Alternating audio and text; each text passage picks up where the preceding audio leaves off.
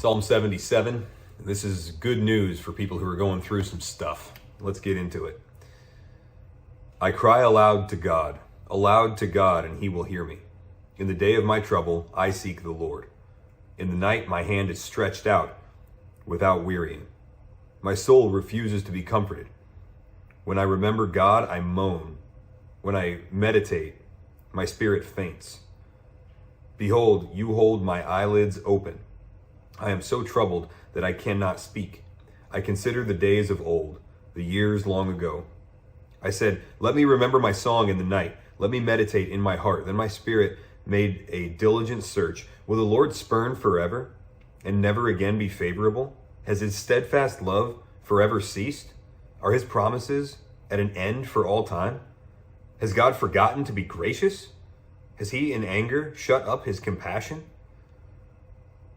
Then I said, I will appeal to this, to the years of the right hand of the Most High.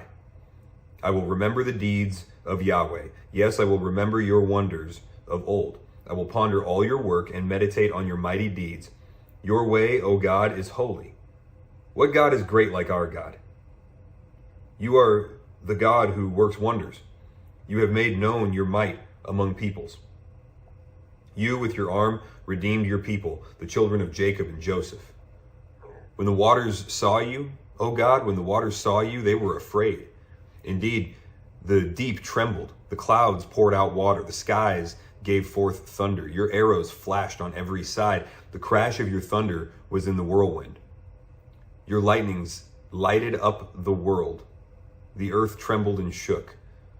Your way was through the sea, your path through the great waters, yet your footsteps were unseen. You led your people like a flock by the hand of Moses and Aaron. Whew, that's some real business, right? So this person is apparently, is this a Psalm of David? I forgot to look. No, a Psalm of Asaph. There we go. So Asaph here was apparently tapping into something that, you know, a lot of people have gone through, where you're going through some stuff in life, right? I mean, we've got to confront the death of loved ones. We've got to confront financial issues. We've got to confront, emotional hurts and scars from the past and maybe the present, all kinds of stuff, you know? So as we do this, it's tempting to look at God and be like, why do you feel so far away? And it's not just tempting, it's reasonable a lot of times, because he feels far away, right? So we get this statement that just rings in my ear. It's a question that, you know, he's just being honest, and I really appreciate that he's got the guts to write this and put his name on it. He says, verse 8, has his steadfast love ceased forever? Are his promises at an end for all time? Verse 9, has God forgotten to be gracious? I mean, it sounds blasphemous, but at a certain point, it's a good thing to articulate the way things look. Like, Lord, here's my observation. It's not a secret to you, so I'm just going to say, this is how it looks to me right now. Then where does he go from there? He could turn that into an accusation against God. God, I accuse you of having forgotten to be gracious. I accuse you of having shut up your blessing for all time. But he doesn't do that. He asks the question, fair question, and then he says, you know what? Let me go back and think about what God has done in the past. So, if you're going through some stuff, here's the line of thinking that the Psalms will bring you on in Psalm 77. Verse 10, then I said, I will appeal to this, to the years of the right hand of the Most High. What this means is God's been around a long time. He's called the Ancient of Days for a reason, because he's got a lot of them under his belt, right? Like, he existed in eternity past, and so there's never a time where you could look and God was not already there and already working and already good and all of these things. So he says, I'm going to appeal to the years of the right hand of the Most High. I'm going to look at God's track record. Let's see what he's done. Has he brought many people through the trials that I'm going through? Yeah. Has he brought people through worse? Yeah. Has he brought me through many things? And probably in most situations, you can say he's brought me through worse than what I'm going through now. Yes, he has. Well, what else has he done? So he kind of reads off his resume in some ways. He says, you are the God who works wonders. In fact, I like the verse before that where he says, what God is great like our God? Now, that's not some joyful boast. I mean, this isn't the time, the context, or the mood for him to be doing that. He's not saying, has God forgotten to be good? Hey, what God is great like our God? No, he's saying, has God forgotten to be good? Well, where else are you going to go to look for a good God? I mean, if this God isn't good, who is? Right? Is there anybody else who has, I mean, as Peter would say in John 6, the words of eternal life? Who has shared himself with us on such a level as this God? Who has created us with so much intentionality and blessed our way and our path like this God? So who else is like you? Where are we going to go?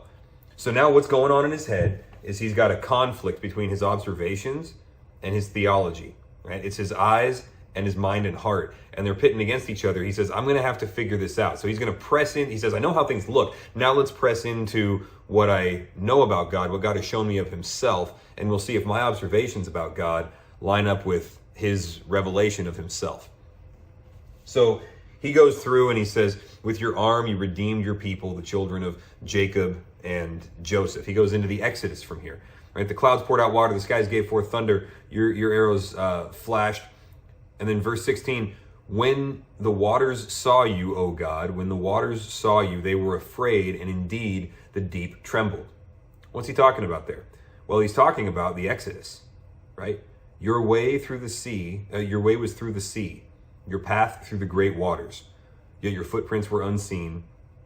You led your people like a flock by the hand of Moses and Aaron. So in other words, he's saying, all right, I've seen what you've done. And if I can trust you with that, I can trust you with this. If you can handle something like the Exodus and that whole generation and overpowering all the gods of Egypt, I can trust you with this. Now, the truth is that the Exodus in the Old Testament, not just the book of Exodus, but the event of the Exodus in the Old Testament, that's meant to teach us something about God saving us. Right? So the Exodus, where Israel goes through the Red Sea on dry land, that teaches us something about God delivering us from slavery to sin, right? From a bad king, Satan, or the world, the flesh, the devil, all of this. And he saves us from that and from slavery there and certain doom into the promised land flowing with milk and honey. And once he saves us, then our journey into the promised land is full of problems and, backslides, if you want to use that word, and battles and all sorts of stuff. I mean, it's, the Christian life is kind of a mess, but we have been saved. We have been brought through the water. So his salvation through the Exodus to the wilderness generation is meant to teach us something about his salvation of his church, right? And each of us individually.